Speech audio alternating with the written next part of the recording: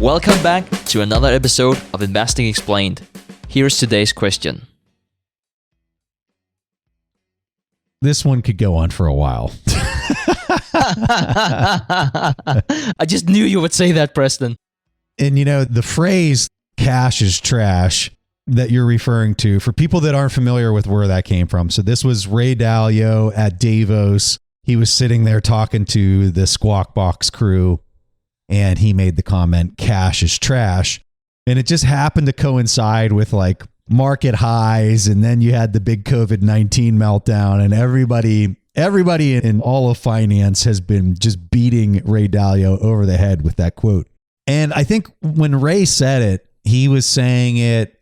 So he has a LinkedIn profile, and he posts a lot of great articles on how he's seeing the market. I'm seeing the market from a very similar, heck, I think you could just say that I'm copying a lot of the stuff that Ray Dalio is stating as far as how he's seeing the currencies today. And what he's really getting at as far as cash is trash is through monetary policy, the dollar, every fiat currency around the world is being devalued in a major and massive way, unprecedented way. Okay. The reason you're not seeing that happen, the reason that you're not seeing a 1920s scenario, at least not today, you haven't seen this scenario of the fiat currency just debasing itself in an unprecedented way, is because the way that the money that's being freshly printed is nesting itself into the economy. So if you would follow a new freshly printed, and when I say printed, I mean keystroked dollar bill that's been added into the system, and you could follow the path of where it ends up, almost like you're following water in a stream going downstream. Where does it end up? Well, I think what you would find is that those freshly printed dollars, those freshly printed euros, all these fiat currencies that are being debased are nesting themselves into securities. They're either ending up in the bond market or they're ending up in the stock market, and then they dwell there and they don't move. And so when Ray says cash is trash, what he's referring to in a very simple couple word statement is actually hundreds, if not thousands of words deep in understanding. And if for anybody that really, truly wants to understand Ray Dalio's thoughts on all of this, I would tell you to pick up his book, Big Debt Crises. And it goes into excruciating detail talking about all of these dynamics. And so when you see that, and a person who's saying, well, how is cash trash when the stock market just keeps on going up? Well, if I've owned bonds since 1981, they just keep going up. How is cash trash in those environments? And if you're talking relatively speaking, and you're talking about the time frame of 1981 until now, it's not on a relative basis. It's those other securities have gone up, and they have been a way better position than cash. But what I think Ray is talking about and the drumbeat that he's beating, if you're viewing it from a lens 10, 20 years from now, and you're looking back at when he was saying this, and he was saying that fiat currencies, that we're going to have a new monetary system, a new currency system in the coming years, it's going to look like total brilliance when it's viewed from that spot in the future back to now. And so it's really, really difficult for somebody to wrap their head around all these nuances, especially when they're said in a cute blurb that is really easy to say and really easy to iterate, but without the understanding of where it's coming from, I think it can be lost a massive amount of confusion. So Stig, kind of curious to hear your thoughts. Yeah, I think you bring up a good point with that interview with Ray Dalio. I know I come off like a bitter, grumpy old man, and I think the interview was like 5 or 7 minutes, and I think the interviewers probably interrupted him like 10 times or something like that. And I just remember it was so frustrating listening to, because I wanted to hear about this monetary system. I wanted to hear about like what's going to happen. Why is cash trash? Sometimes in life, there are so complicated topics, including currency systems, that you just can't explain on CNBC for 35 seconds. Unfortunately, I would have loved to have that conversation just drag on. But I like that question for a bunch of different reasons. I think you can look at it from many different angles. One thing is the typical Warren Buffett way of looking at this. He's saying if you bought the Dow in 1900 at $66, Now it would be trading at 28,538 at the end of 2019. So in that sense, yes, cash is truly trash. And then there's the component of inflation. So obviously you can't get the same for $100 today as you could in 1900. So that's definitely one part of it. The other part of it is to understand that cash is fantastic in many ways because it is basically a call option on all asset classes because you have the flexibility to immediately go into different investment opportunities. So in that way, it's a good thing. You can also say it's a good thing to have as a hedge. For instance, for those of us who had a cash position going into this drawdown in the market, we don't experience the same drawdown simply because cash more or less maintained the same value if you just discount that for inflation. So you can look at it for different angles, but generally, if we look at this historically, definitely you can say cash is trash. That opportunity cost for having cash lying around, we were talking definitely about a minor allocation of your portfolio. The other thing I want to say about this is going back to this inflation and going back to Ray Dalio. He has been talking during this interview where he had 35 seconds or whatnot, because one of those questions was actually, so what should you invest in?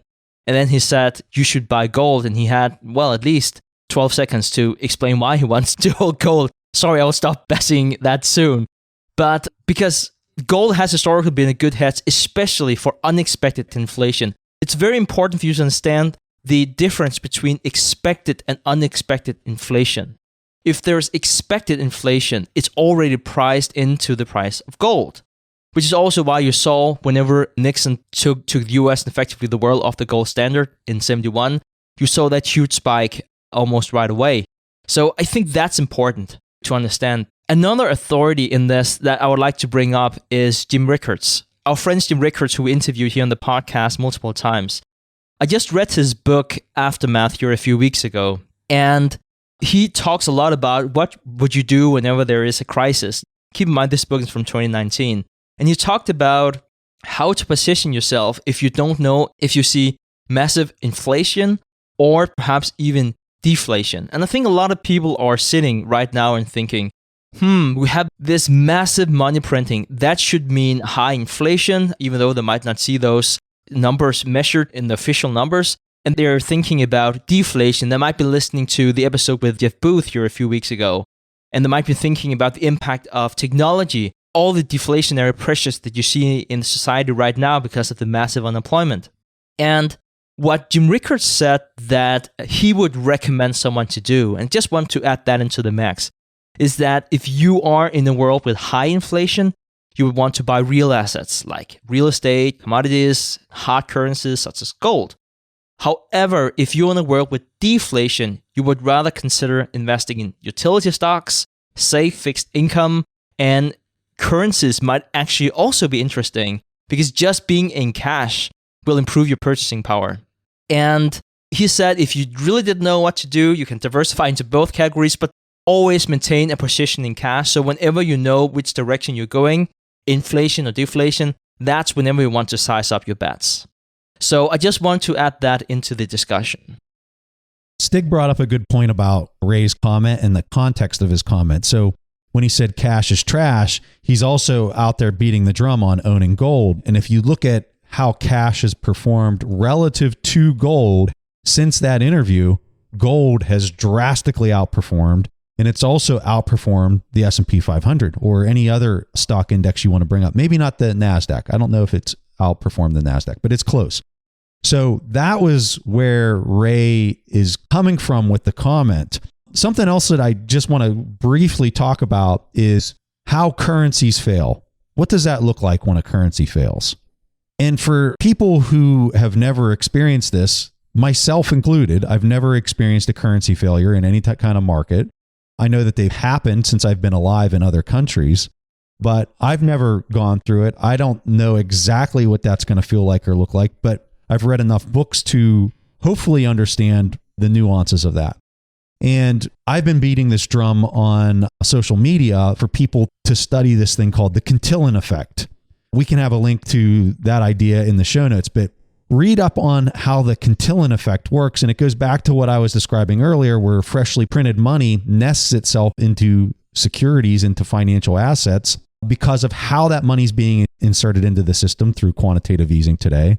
All of those things are important for a person to know and understand. But when a currency ultimately fails, to the person who's experiencing it, it feels like it happens all at once.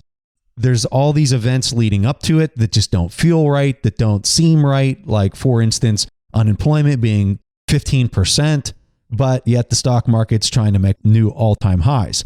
Those two being together does not make any sense whatsoever. Those are kind of the cues that there's cracks in the dam.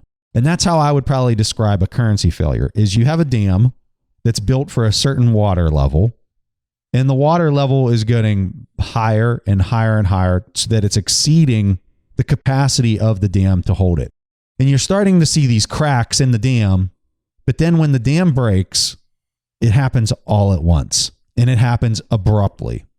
And that's where I think people that are looking at the government bonds right now, and they're saying, well, there's not a lot of volatility in the yield. They're pretty calm. They're at 50 basis points and they're not jumping all over the place. But if people could see why that's happening, it's because there's massive selling and then there's massive government buying on the other side of that, providing more and more liquidity into the system. So the way I would describe that is you're getting bigger cracks in the dam. The dam is just covered with cracks all over it.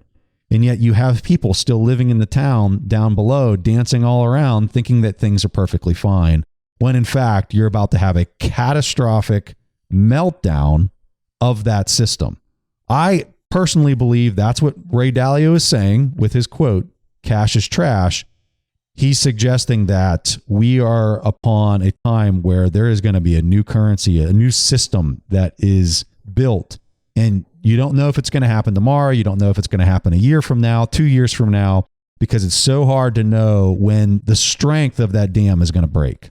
But based on how the government is responding to this, they're not taking water out of that water level. They're raising the water level. They're chipping away at the dam. They're actually making it more unstable through their interactions and the manipulation that they're doing.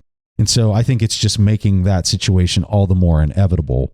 And so I know this was a super, super long response to a really simple statement, but there's a lot behind that. A lot behind that.